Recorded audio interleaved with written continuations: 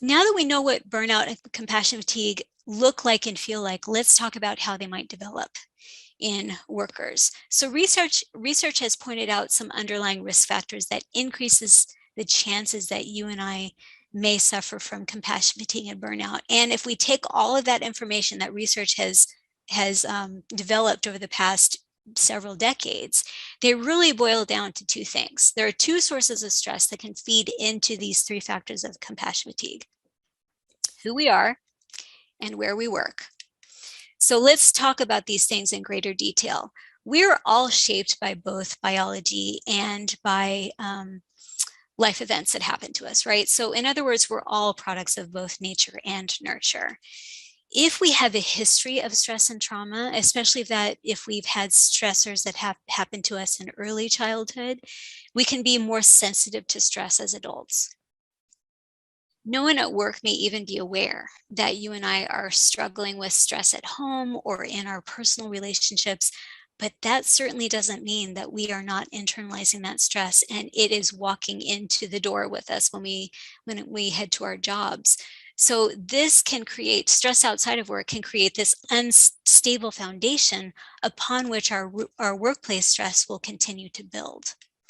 Personal biology, are things like genetics and biology. This can definitely impact the way we deal with stress. And these can be a variety of different things. It can be the way stress hormones are circulating in the body or the way certain brain chemicals are being released. A lot of these factors can impact our ability to react to stress in a healthy way.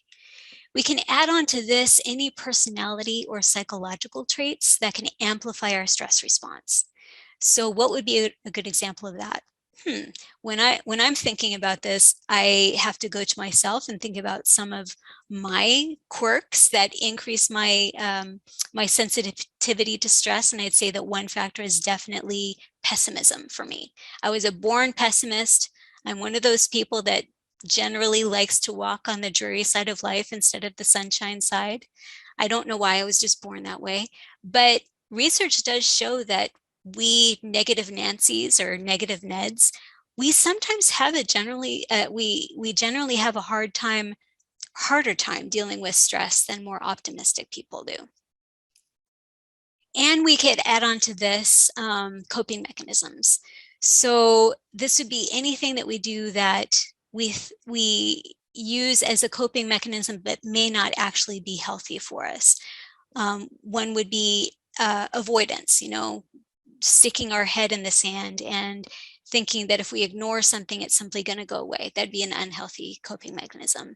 Escapism, and this could be escape in, yes, thank you. Some people are responding to this.